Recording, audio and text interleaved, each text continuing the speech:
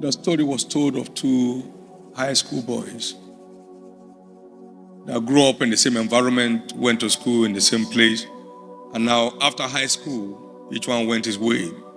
One was working from one fast food store to one restaurant and other store. And after 19 years, he was still worth $7.50 an hour. Now, his companion, 1 year after leaving school, had read 600 books. How many? It's still, I don't care whether it's a pamphlet or what. He's read 600 books, has developed capacity. By the time they met, the storyteller said they were continents apart. This other young man who has developed capacity through a voracious reading culture made possible by self-discipline was worth $200,000 an hour, while the other one was worth $7.50, jobbing from one restaurant to another in quest of how to eat free. No, people work in restaurants, eat free. You have to eat what to go so you can be sure it's not poisonous. So they eat and they eat a lot.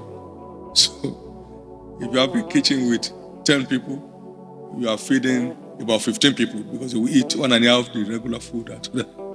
Amen. He was just eating for free all about and selling off his destiny for nothing. He had no budget for food because he eats free. Even when he's not on duty, he goes there to go and see how they are cooking as an experienced cook or steward. While someone else was building capacity behind closed doors through the dent of self-discipline. We need to get acquainted with this, that you are only classmates in school. After school, there are no classmates. Each one finds his class.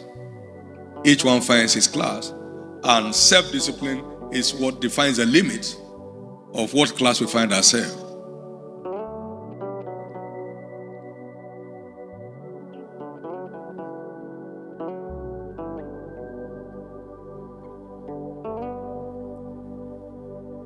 My prayer this morning is that no one here will waste his youth. And no one here will waste his life. It's a lot. It takes discipline to make the most of anyone's life. It takes high level discipline. You'll soon be out of here and nobody's running after you. You can sleep 12 hours a day. That means by the time you are 70, you have slept for 35 years. You're unconscious 35 years. I mean, somebody is sleeping only 3 hours. Or 8 hours. Call it 8 hours. He slept only 1/3. So he's beating you. Somebody is spending 16 hours. They can't get the same result. They cannot get the same result.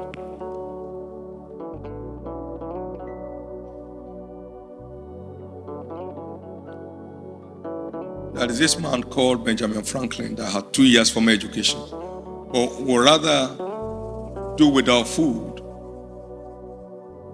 and spend that money to buy books in developing the future he aspired to see. It's not enough to see the future you desire to see. It's important to be willing to pay the price to realize it.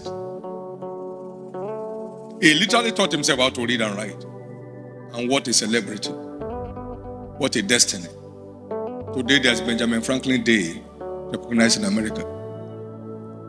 He grew to become a foremost philosopher, a diplomat, an educationist, a researcher. One man.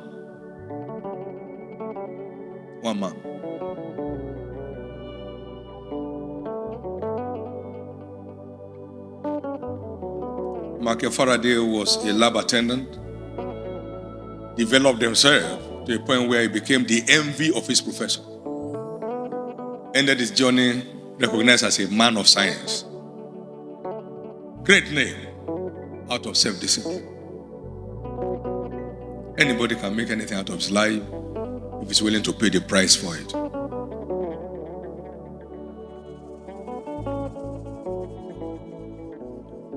The busier you are, the freer you are from the evil vices of the day. So, it goes beyond just accomplishing your goals. It protects your life from the devourer.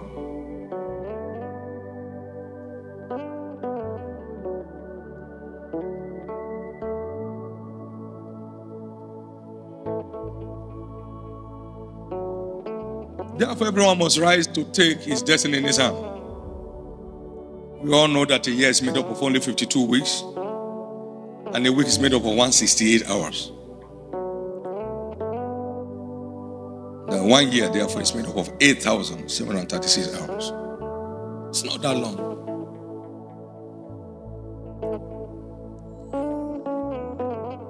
No one has 1,000,000 hours on earth, because 100 full engaged life is still less than 1,000,000 hours.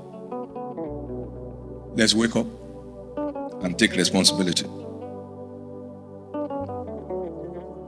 The worth of any life is a function of the worth of his time. Talk about in his lifetime. What his time was worth while he lived.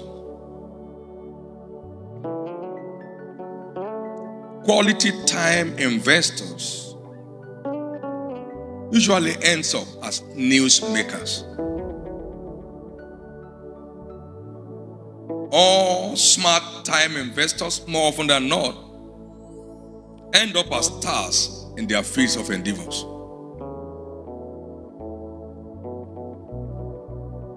That's why those who make news hardly watch them.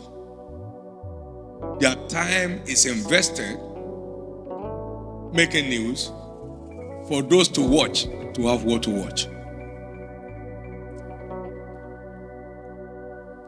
The Playboy magazine once asked Bill Gates, "We hear you don't watch TV." He said, "No, I'm not immune to the lures of TV. I just try to avoid it. But I have no satellite wires passing across my house." Those who make news hardly have time to watch them. Their time is fully invested in making more news than those who must watch as their own calling in life. We have what to watch. In most cases, those who stay by the news hardly have their names mentioned. But they are there. Some even turn it on to go to bed. They wake up in the morning, maybe they want to ease themselves.